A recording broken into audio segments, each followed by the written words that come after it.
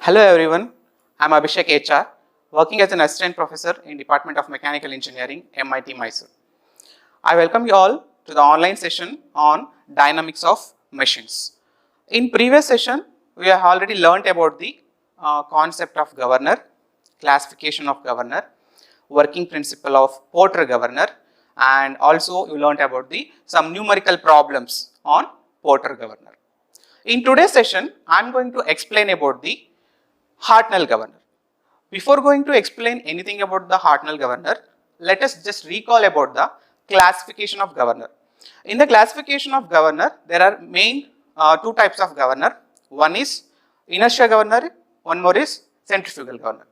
Under centrifugal governor, there are two types based on dead weight, and one more is spring controlled. Under dead weight, we have Porter governor. Under spring control governor, we have Hartnell governor.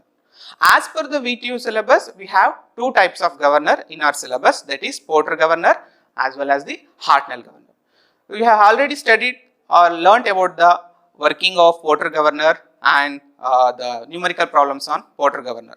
Now, I am going to explain about the Hartnell governor. This is the actual setup of the Hartnell governor. This is the outer frame.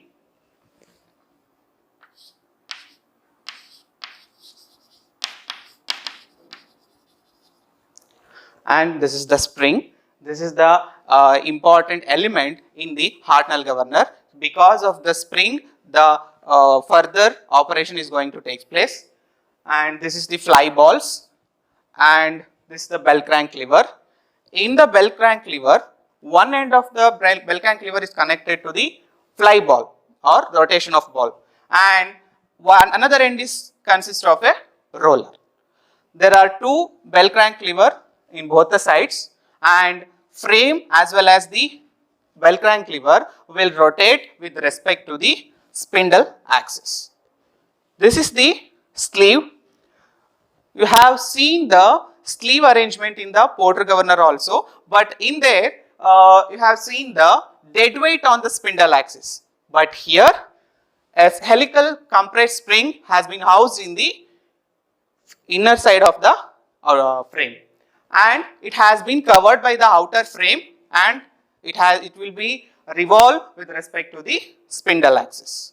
And this is a lock nut which is provided at the top of the setup, and with this we can adjust the spring force. So this is the actual setup of the Hartnell governor. And as we all know that it is a spring controlled governor. Why? Because the rotation of the ball or the speed is mainly depend on the spring. Because of the spring, we can see the load variation or the rotation of the fly balls. And then it consists of a frame in which a pre-compressed helical spring is housed. I already told that it has been housed inside the frame. Then the spring and casing can rotate about the spindle axis. Obviously, the outer frame is connected with the bell crank lever. So as the spindle rotates, both the components is going to rotate. Then the spring force can be adjusted by the nut provided at the top of the setup. So this is the lock nut which will be used to adjust the spring force. The sleeve moves up and down depending on the governor speed. So based on the speed, the rotation of the fly ball is going to work. So the main difference between the Porter governor and the Hartnell governor is only the weight, dead weight load on the Porter governor, and here we are using the spring in the Hartnell governor. Now coming to the working of the Hartnell governor.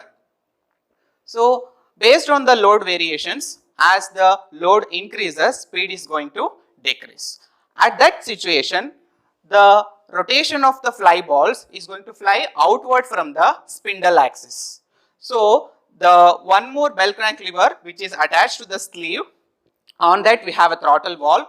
It is going to increase the pathway of the fluid supply. It is when the load is going to increases and when the speed is going to decreases. In the same way, when load decreases and speed increases, So in that condition, throttle valve is going to reduce the pathway of the fluid supply. Similar process as that of the Porter governor. Only the thing is here the speed, governor speed is based on the spring. So based on this concept, we are going to derive one expression to find out the stiffness of the spring. Why? Because here the main mechanism or the main concept is spring. So because of the spring, further process is going to take place. So to find out the stiffness of a spring, we have a derivation. So in the next part, we are going to see the derivation. Now to derive the derivation for the stiffness of spring, I have considered half schematic view of the actual setup of the Hartnell governor. So this is the half schematic view of the actual Hartnell governor. So here I have showed the maximum position and the minimum position as well as the equilibrium position also. Here this is the main mid center of the bell crank lever. At one end it consists of the fly ball and another end it consists of the roller. So in the maximum condition, which means when the fly ball fly outward from the spindle axis, so it will be in this position at the maximum position. So that position I named it as a A2, and similar when it comes to the minimum position I named it as a A1. In the equilibrium condition I named it as a A, and here it will be B. So these are the conditions for maximum, minimum and the equilibrium stages. Here F1, F and F2 are the centrifugal forces. So due to the centrifugal forces, the flying balls are rotating. So here F2 is the centrifugal force for the maximum radius of rotation, and F is the centrifugal force for the equilibrium radius of rotation, and this is for the minimum centrifugal force for the minimum radius of rotation. This is the length of the vertical arm, so that will be noted as A, and the horizontal arm, that will be noted as a B. Here this is the due to gravity, that is mg, and here I have considered W plus S by 2 for the weight. Why? Because first of all I have considered only the half schematic view, and along with the weight of the sleeve I have considered the spring force also. So that is why it should be W plus S2 by 2 for the maximum radius of rotation and W plus S1 by 2 for the minimum radius of rotation, and for the same condition in the equilibrium stage it will be W plus S by 2. So these are the conditions for the maximum, minimum and equilibrium conditions. So now here I have mentioned R2, that is the maximum radius of rotation, and R1 is the minimum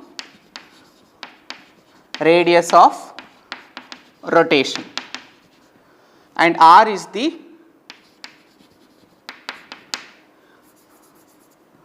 mean radius of rotation. So that I can show it here. This is the minimum radius of rotation R1, and this is the mean radius of rotation R, and this is the maximum radius of rotation R2, and this distance is denoted by X. This is the total lift of the sleeve or the distance travelled by the sleeve. So here it is X, total lift. Then we have F2, F1, F centrifugal force with respect to the maximum, mean and minimum condition.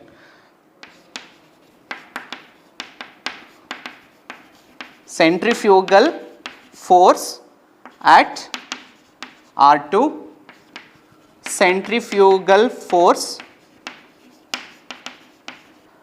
at R1, centrifugal force at R. Now we have S2, S1, S, spring force.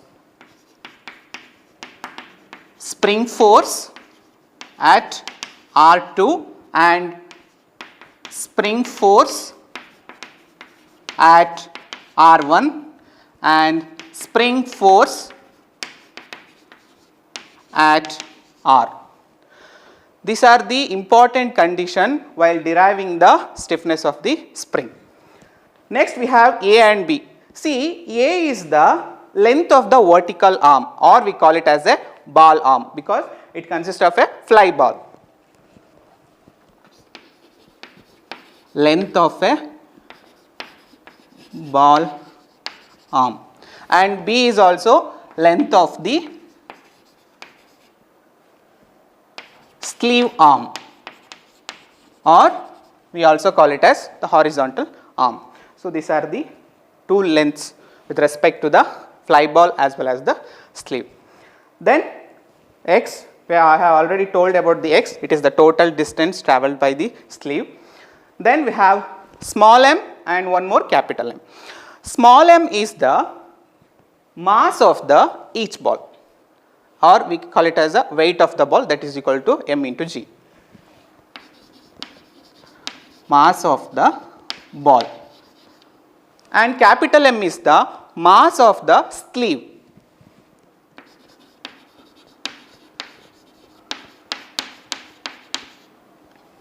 And this small s or k, that is what we have to derive, that is the stiffness of the spring.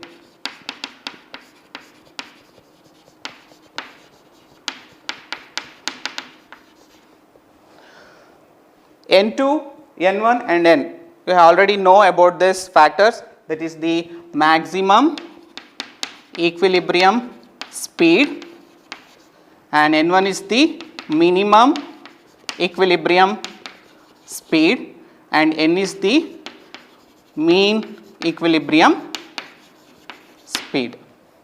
So these are the parameters that we should consider while deriving the stiffness of the spring. So first of all, I have considered the half schematic view. So based on that, I have named all the parameters which are useful to derive the expression.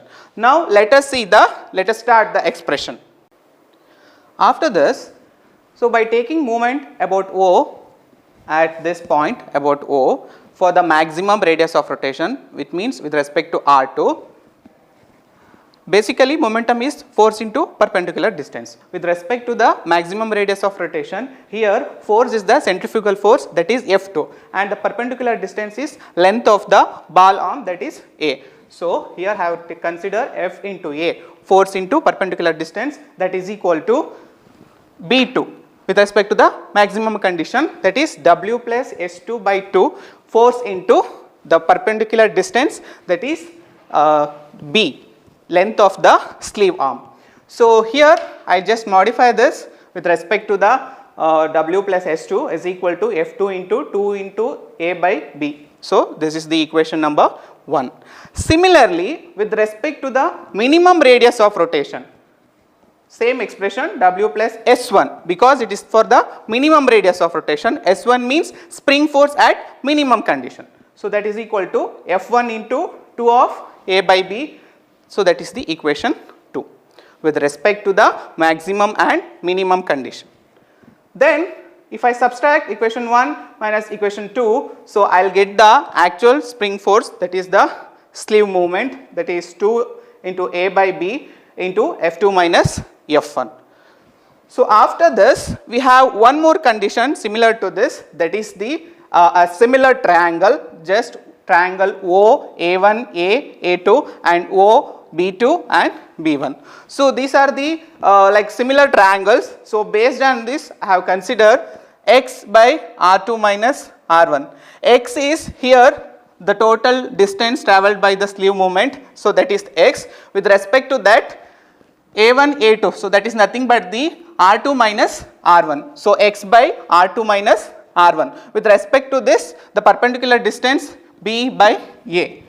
In respect to here, from these two triangles, have considered b by a. Then I want x, the lift by the sleeve. So, that is equal to b by a into r2 minus r1. So, I have a condition over here, S2 minus S1 is equal to S into X. S is the stiffness of the spring and X, I got some value here, B by A into R2 minus R1. I just substitute the value of X in place of here. So, from this expression I will get S2 minus S1 is equal to S into B by A R2 minus R1. So, after this I have two expression for the spring force, S2 minus S1, here also I have S2 minus S1. So, from these two expression I will get the actual value of the stiffness of the spring. So, 2 into A by B whole square into F2 minus F1 by R2 minus R1. This is the actual expression to derive the stiffness of the spring. Suppose if at any instant, if I want to find out the centrifugal force, means we have one more standard formula to find the centrifugal force at any instant, that is F is equal to F1 plus F2 minus F1 into R minus R1 by R2 minus R1. So, this formula we are going to use while solving the numerical problem.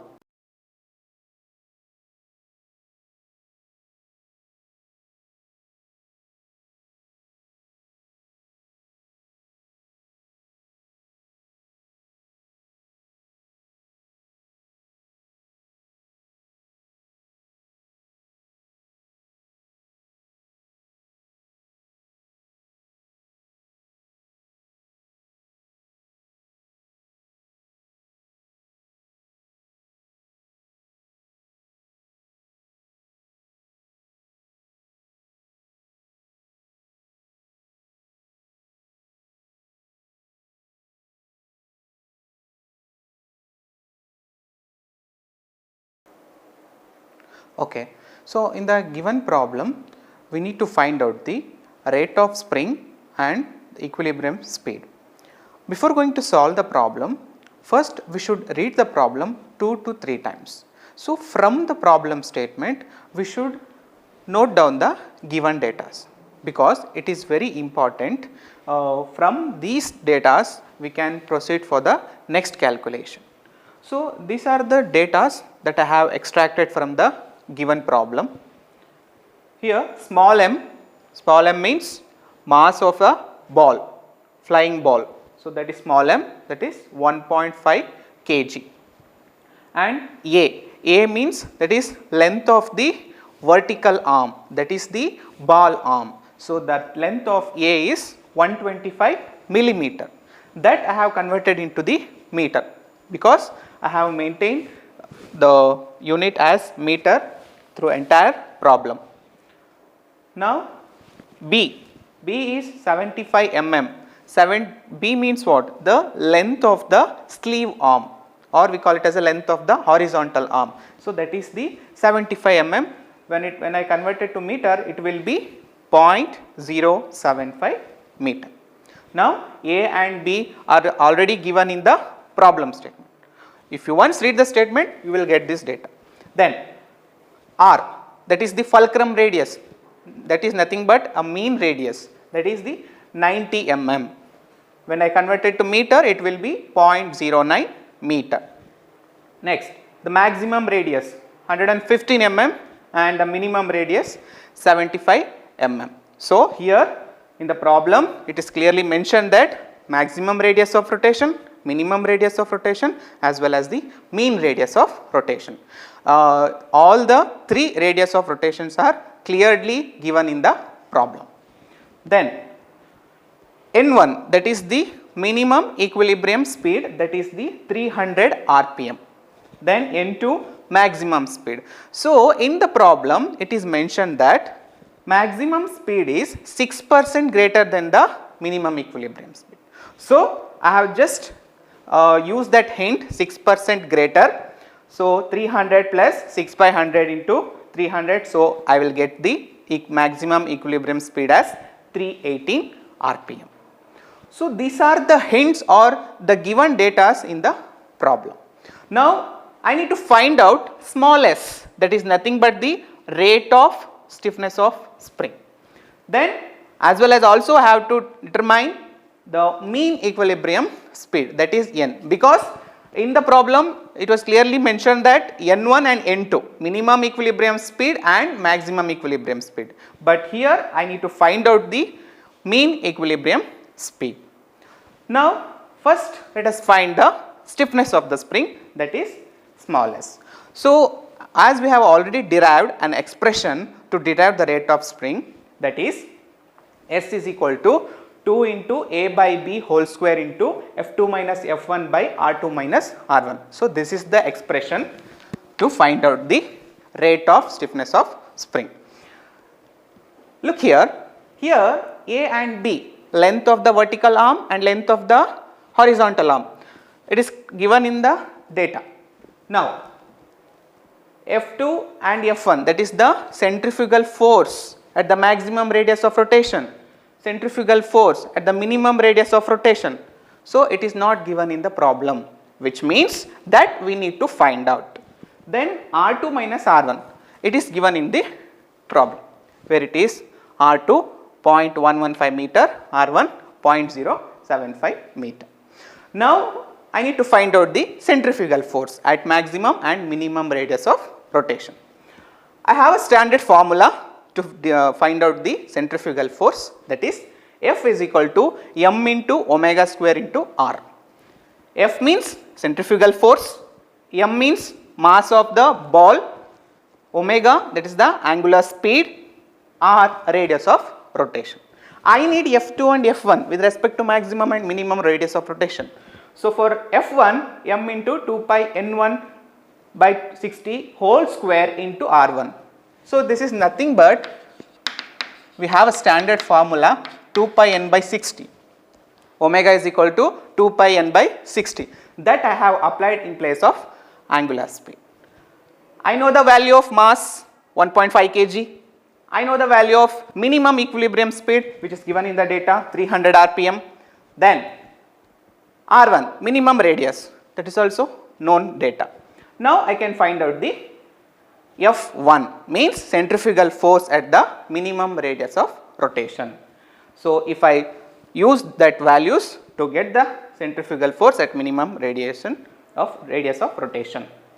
Then F2, similarly for the maximum radius of rotation, mass 1.5 kg and N2 318 rpm and R2 0.115 meter.